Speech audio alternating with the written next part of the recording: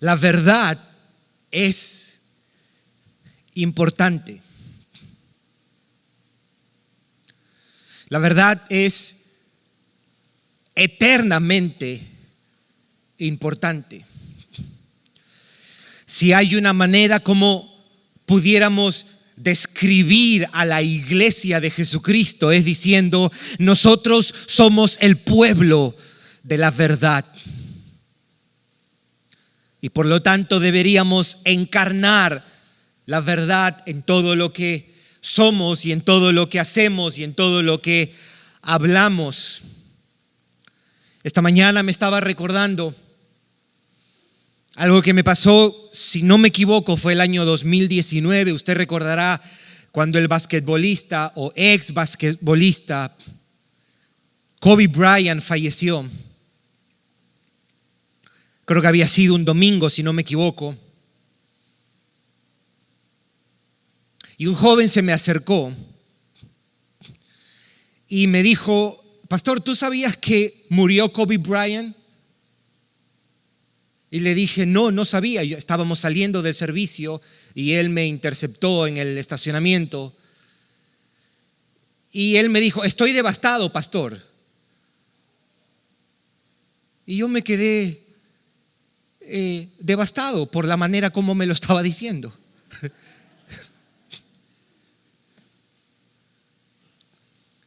Si estás devastado, no lo dices de esa manera. La noticia, de alguna manera, si estás devastado, se debe notar. Se debe notar. Y yo tengo esa imagen como una metáfora, si se quiere, de cómo muchas veces los cristianos hablamos de la verdad, pero no apropiadamente. La verdad, como este concepto, esta es una definición que creo que es apropiada. Filosóficamente, a la verdad, o una teoría de lo que es la verdad, se dice que verdad es todo aquello que se corresponde a la realidad. Sin embargo, los cristianos deberíamos poder definirlo de una manera más completa, porque yo no puedo remover a Dios de la ecuación cuando yo hablo de la verdad. Y nuestra definición debería decir algo así como: verdad es todo aquello que se corresponde a la realidad de quién es Dios. Si no se corresponde a Dios, a sus palabras, a su esencia o a sus obras, no puede ser verdad. Dios se constituye en la fuente y el estándar de lo que es verdad. Si algo no está en armonía con el carácter de Dios, con las obras de Dios o las palabras de Dios, yo no puedo llamarlo verdad. Por eso es que mi definición cierra con eso. Verdad es todo aquello que se corresponde a la realidad de quién es Dios. Por eso tomamos nosotros los cristianos en serio la verdad, porque Dios es la verdad revelada en última instancia en Jesucristo, como nos dice la palabra, porque su palabra es la verdad. Dios, Cristo, su palabra. Por eso entendemos que la verdad es algo serio, mis hermanos. La verdad es algo muy serio. Hace unos días mirábamos con mi esposa una película que se llama, en español se dice Cónclave o Conclave. Es la historia de cómo escogen al Papa de turno y cómo esta reunión, a eso se le llama, esta reunión en la que se reúne a todos los arzobispos, cardenales, aquellos que van a hacer la votación, y los cierran con llave. De ahí viene el término cónclave, con llave. Es una palabra que quiere decir una reunión. Y en esta reunión ellos van a escoger quién es el próximo papa. Pero el que está presidiendo esta reunión dice que el gran problema de la iglesia, dice él dice, the problem against unity, nuestro problema contra la unidad es, y dice él estas palabras, certainty, o la certeza. Que lo que estaba tratando de decir él estaba tratando de decir es que aquellos que pretenden tener la verdad son un problema para la unidad de la iglesia. Y eso es un error. El problema no es la certeza. El problema de la iglesia es la falta de certeza, de pensar de que la verdad no puede ser absoluta. La verdad es absoluta. Creemos que hay algo como la verdad, porque en última instancia la verdad es Dios revelado en Cristo conforme a su palabra. Este no es un mundo relativo. Existe la verdad y por la verdad Dios envió a su Hijo y por la verdad Cristo vivió una vida perfecta y por la verdad Él fue a la cruz del Calvario.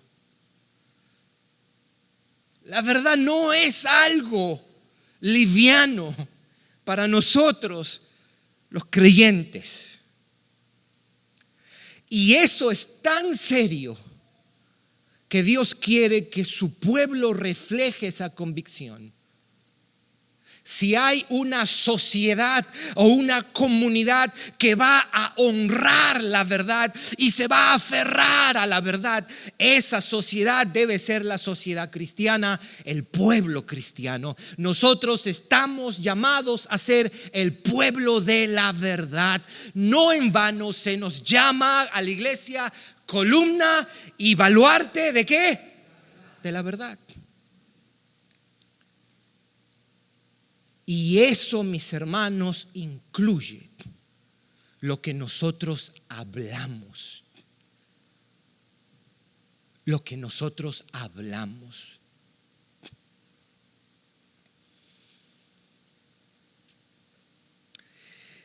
Este pasaje que nosotros vamos a leer ahora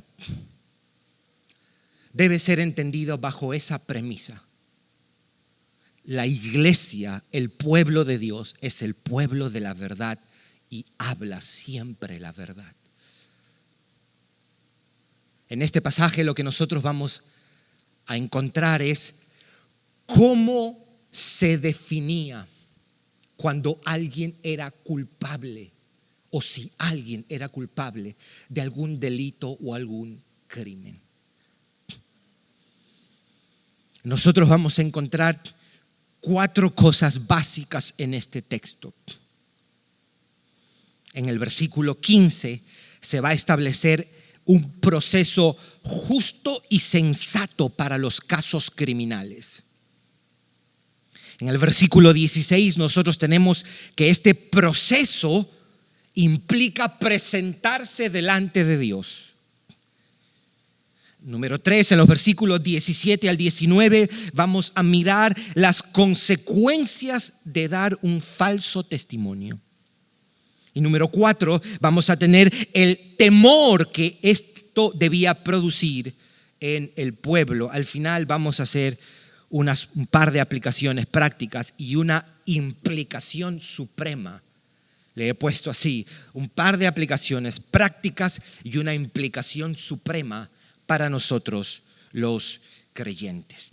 Así que vamos a empezar leyendo versículo 15. El versículo 14, aunque nosotros no lo mencionamos la semana pasada, es una referencia a que cuando ellos distribuían la tierra, los límites de la tierra, ¿verdad? Ellos debían honrar cómo se había establecido, el límite que se había establecido los antiguos. Se dividía la tierra y tú no podías cruzar, tú no podías aprovecharte de eso. Nosotros debemos recordar que aquí hay una preocupación social, si se quiere, respecto a cómo Israel iba a vivir cuando llegue a la tierra prometida. Así que el versículo 15 nos dice de esta manera: no se tomará en cuenta a un solo testigo contra ninguno en cualquier delito ni en cualquier pecado en relación con cualquier ofensa cometida. Escuche lo que dice: solo por el testimonio de 2 o 3 testigos se mantendrá la acusación. Es decir, la acusación no se sostenía si había un solo testigo. Se requería más de una persona para acusar a alguien de haber hecho, entiéndase, algo malo. Él no quería que los israelitas, movidos o por odio o por envidia o por cualquier otra razón, acusen falsamente a otro hermano. Él quiere que Israel, como lo hemos venido considerando desde hace unas semanas, Él quiere que Israel sea una sociedad justa en la administración de sus juicios y en determinar si alguien de verdad era culpable o inocente de algún crimen. Eso se establece aquí. Una acusación será válida solo cuando se tenga 2 o 3 testigos. El testimonio de una sola persona no iba a ser suficiente para acusar a una persona de delito.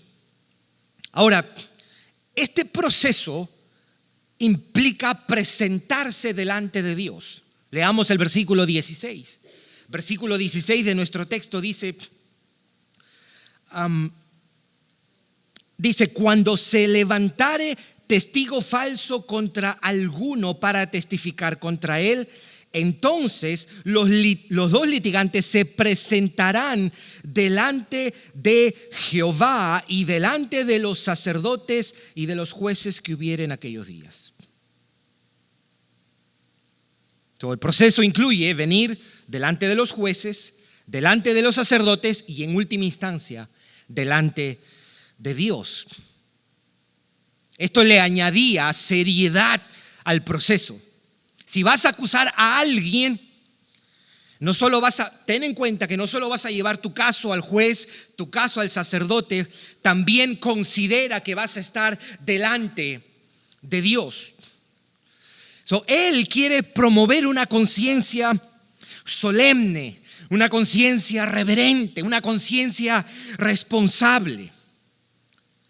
Si acusas a un hermano o si dices algo acerca de tu hermano, recuerda que estás delante de Dios. Él es el mayor testigo de todas las cosas, incluso de lo que estás por decir. Así que sacerdotes y jueces son los encargados del juicio, pero recuerda que Dios juzgará. Él es juez.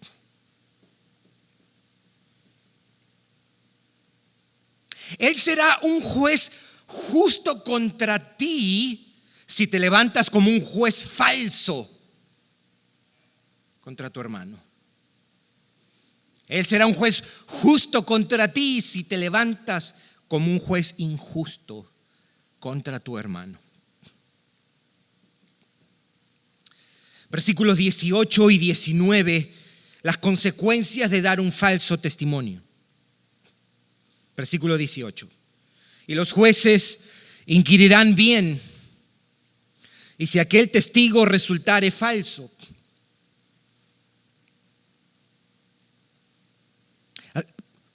sorprende que un pueblo que ha visto a Dios partir el mar rojo, descender sobre el monte, truenos, humos, relámpagos, sonido de trompeta, sacudir el monte Sinaí, tengan todavía la frescura de hacer falsas acusaciones.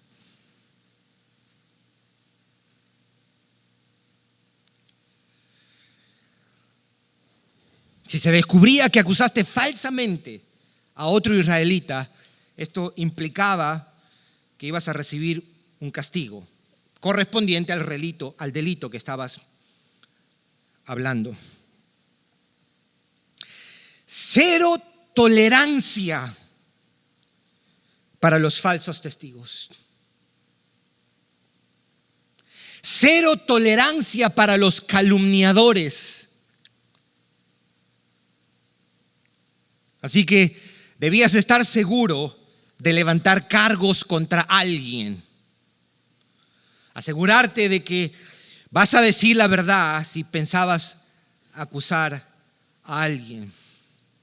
Este pasaje nos recuerda que Dios tratará con severidad a los que daban falso testimonio o a los que dan falso testimonio. Dios no es tolerante con la mentira, la calumnia y los falsos testimonios. Y versículos 20 al 21 tenemos el temor que debía producir en el pueblo estos procesos. Notemos lo que dice versículo 20. Versículo 19 primero. Entonces haréis a él como él pensó hacer a su hermano, y quitarás el mal de en medio de ti. Y los que quedaren, mire lo que dice, y los que quedaren oirán y temerán, y no volverán a hacer más una maldad semejante en medio de ti. Versículo 21, y no le compadecerás. Qué fuertes palabras. Esta semana mi esposa me mostraba, ella tiene un familiar que no es creyente, pero siempre está hablando cosas hablando cosas de Dios, pero desde una perspectiva errada. Mal. Y esta persona le envía a mi esposa un pequeño, una imagen con un corazoncito, y esto ahí decía: los hombres juzgan y condenan, Dios ama y perdona.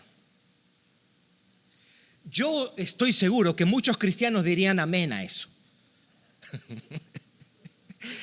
Eso no es 100% bíblico, porque Dios sí juzga y Dios condena.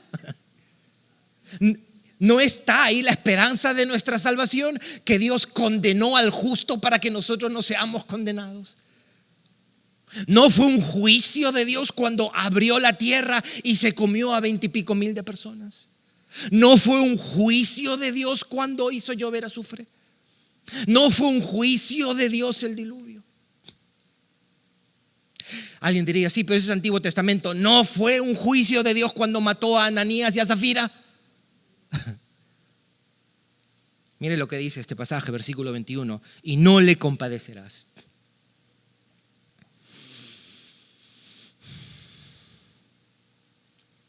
No tengamos una imagen de un Dios que es un viejito tolerante. Ese no es el Dios de la Biblia. Un abuelo pasivo y tolerante con la malcriadez de sus nietos. Ese no es el Dios de la Biblia. Él es fuego consumidor, dice el libro de Hebreos. Pero el texto sigue diciendo: vida por vida, ojo por ojo, diente por diente, mano por mano, pie por pie. Debo hacer una aclaración aquí. Cuando el Señor habla de ojo por ojo, diente por diente, hay personas que piensan que aquí estaba diciendo que cuando alguien te hace algo, tú tienes que responder y vengarte. No es eso lo que está enseñando. Lo que esas leyes enseñaban, ojo por ojo, diente por diente, era limitar el castigo que tú infligías. Es decir, si alguien te hacía algo y te quitaba la mano, tú no podías quitarle las dos manos, solamente una mano. Si tú quitabas una vida, tú solo podías hacer pagar quitando una sola vida, no toda la familia. Eso es lo que se está refiriendo en este texto que está diciendo aquí. Pero el pasaje nos está señalando que los que oigan esto debían temer porque ellos, o para que ellos no hagan lo mismo. Castigar a un falso testigo como en este caso, tenía un efecto disuasivo en el pueblo de Dios. Ellos miraban y se asustaban y decían: yo no quiero pecar de eso, yo no quiero acusar a alguien de falso testimonio. Por eso digo que esto debía tener un efecto disuasivo en el pueblo. Temor debía despertar. Eso es lo que el texto nos dice en el versículo 20. Los que quedaren oirán y temerán.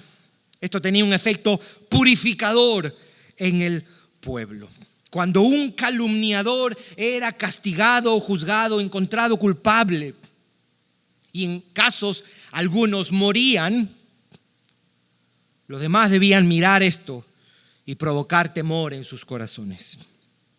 No le compadecerás, dice el texto. No le compadecerás.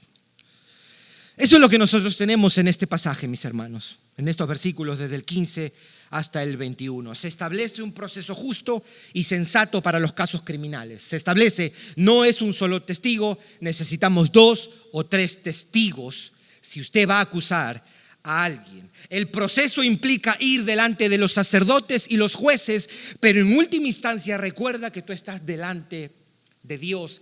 Él va a ser tu juez por encima de todo. Las consecuencias de dar un falso testimonio, ellos recibían el castigo que esa acusación que ellos estaban haciendo merecía de acuerdo a la ley de Moisés. Y por último, el temor que esto debía producir en el pueblo.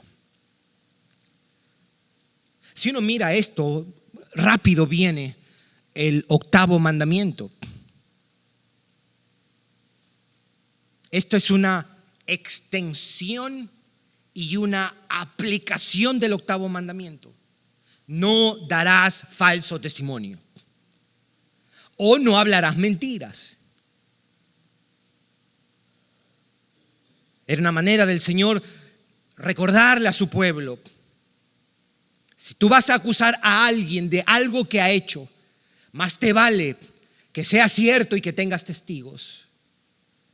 Que tengas testigos. Esa era la provisión de Dios para asegurarse de que esta sociedad sea una sociedad justa. Una sociedad justa, a diferencia de todas las otras naciones de la tierra. Así que ¿cómo nosotros podemos beneficiarnos en un sentido después de escuchar todo esto y de sentir este impacto, esta solemnidad que Dios le añade a esto? Hay 2 cosas preliminares que quiero decir. Yo creo que una implicación práctica y sencilla tiene que ver con las disputas entre hermanos o entre personas.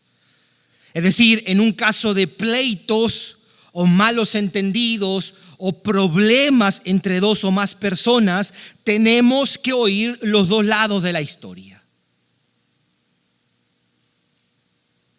Los pastores tenemos que ser responsables cuando escuchamos una situación conyugal, marital, en el matrimonio, de escuchar ambas partes.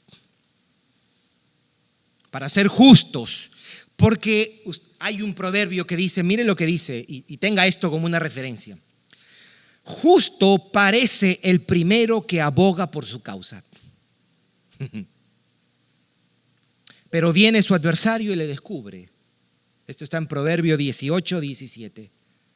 Es decir, cuando hay una situación entre 2 personas, el primero que viene, no vayas siempre a creer todo lo que el primero dice. Necesita escuchar la otra parte. Necesita escuchar la otra parte.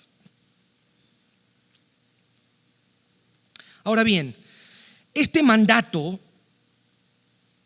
nos exige algo de manera positiva. No solamente advierte contra el falso testimonio, sino que esto exige y requiere que seamos personas que hablemos verdad siempre. Quiero invitarte a buscar brevemente en Efesios capítulo 4, libro de Efesios capítulo 4. Este pasaje, mientras leemos, nos invita a que seamos gente que no usamos nuestras palabras para decir cosas que no honran la verdad. Dice capítulo 4, versículo 25. Libro de Efesios, capítulo 4, versículo 25. ¿Qué podemos tomar de Deuteronomio 19, 15 al 21? Efesios 4, versículo 25 y 29 son aplicaciones para nosotros. Note lo que dice.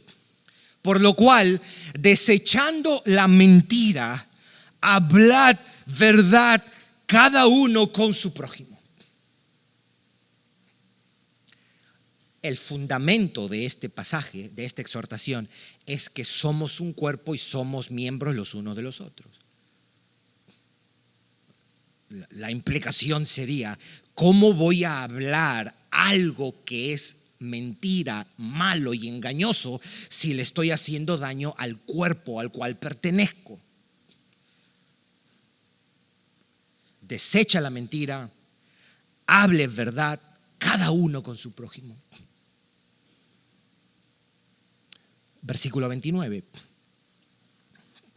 Ninguna palabra corrompida salga de vuestra boca, sino la que sea buena para la necesaria edificación, a fin de dar gracia a los oyentes.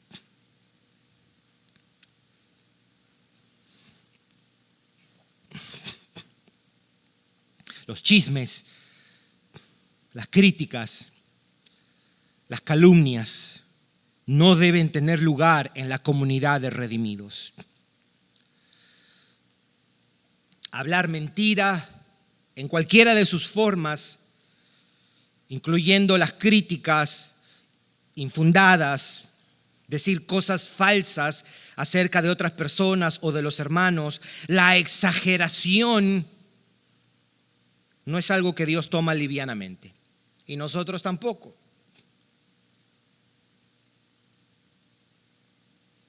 Esto es muy típico en los matrimonios. Él nunca me lleva a hacer esto, o ella siempre hace eso. No usemos esos términos tan absolutos. No usemos esos términos tan absolutos. No, porque no es verdad. Yo no puedo decir nunca y siempre tú haces esto. No estamos honrando la verdad.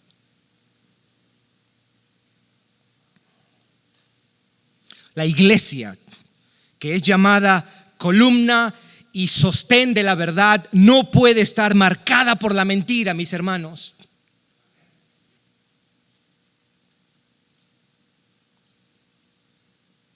La iglesia de Cristo no puede sostenerse sobre chismes, sobre calumnias, sobre mentiras.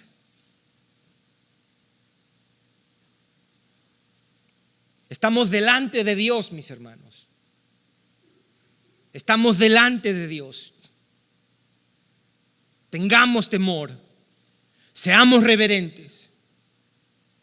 Y si tienes que hablar de verdad algo acerca de alguien, número uno, tienes que haber hablado con esa persona directamente. Y si no ves, tú tienes que hablar con alguien que de verdad pueda ayudar.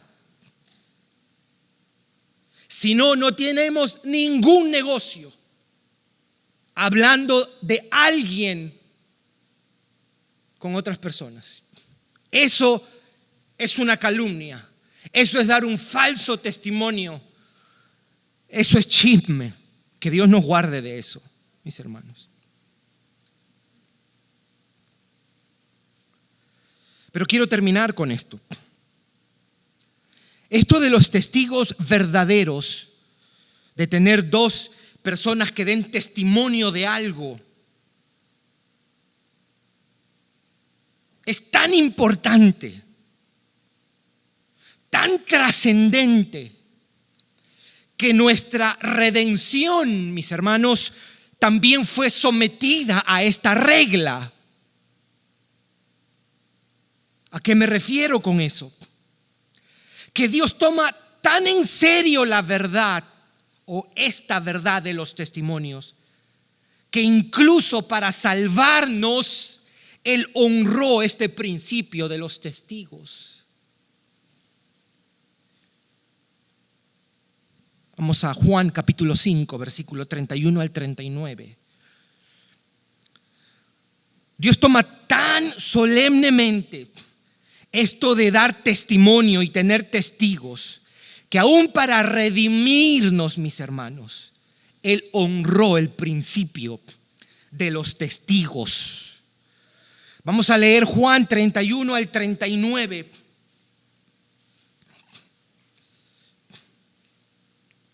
Dice, ¿lo tiene?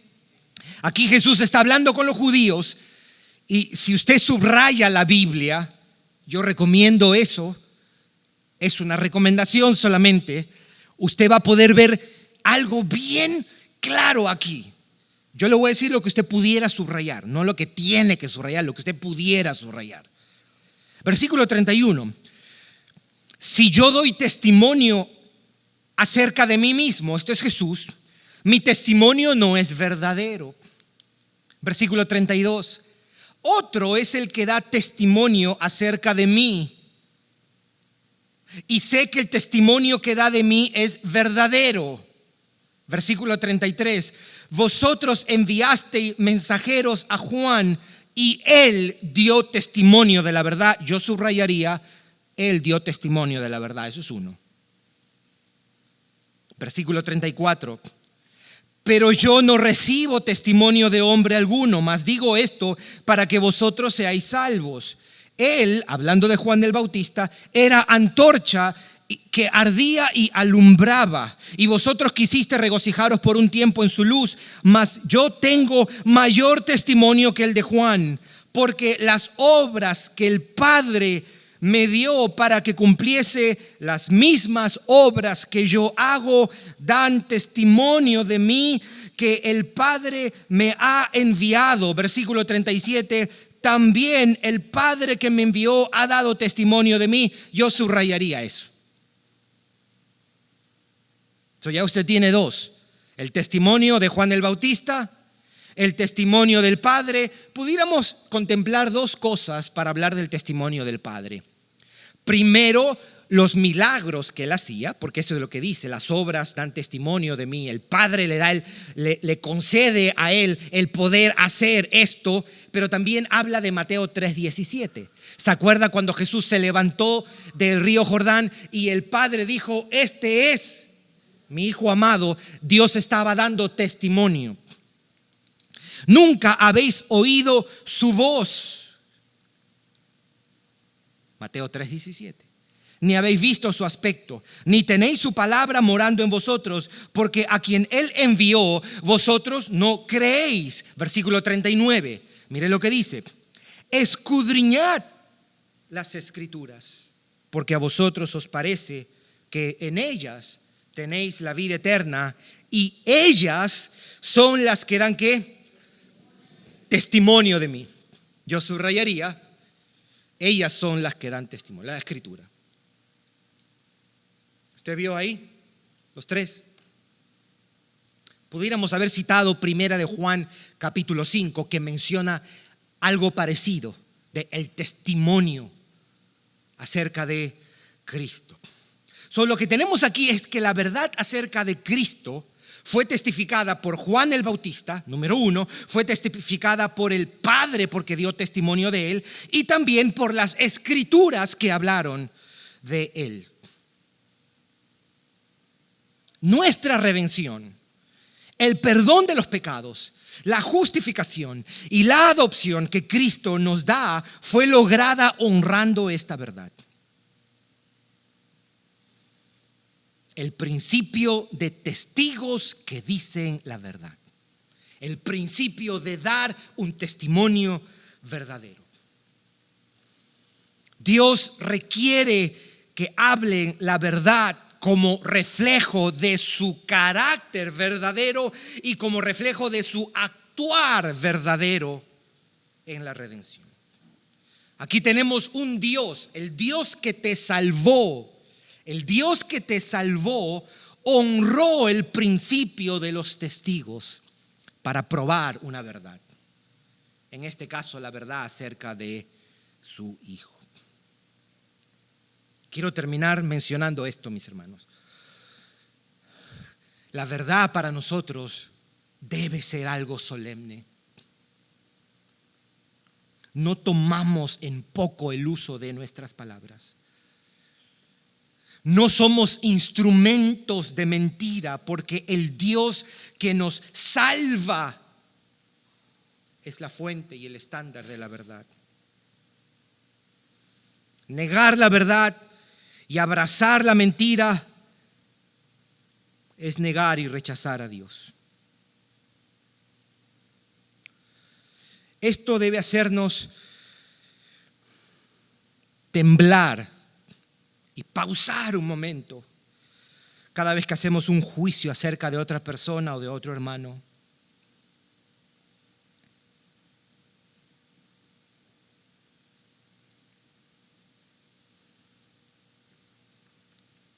Cuando somos tentados a hacer un comentario, un chisme, una crítica descalificadora acerca de alguien, yo tengo que tener en cuenta, estoy parado delante de Dios, el Dios de verdad. Mi redención fue obtenida honrando este principio de los testigos verdaderos. ¿Quién soy yo para ser ligero con esto? Mis hermanos, nos rasgamos muchas veces la vestidura cuando miramos el mundo como está. El mundo está perdido, mis hermanos, y lo vemos desde tantos ángulos, lo vemos desde tantas maneras. El mundo es un lugar de tiniebla, corrupción, pecado, mentira, muerte. Por eso lo que este mundo perdido necesita es una iglesia que esté sostenida por la verdad, mis hermanos. ¿Se entiende esto? El mundo necesita una iglesia que encarne la verdad, que honre la verdad y que hable la verdad. Esta sociedad tan anti-Dios, tan anticristo, tan antiverdad, necesita que la iglesia, necesita que el pueblo cristiano sea un pueblo que refleje la verdad, que hable la verdad, que encarne la verdad, aún cuando tengamos que hacer comentarios o juicios acerca de algo que alguien hizo, mis hermanos. Que Dios nos guarde con un corazón reverente. Vamos a orar.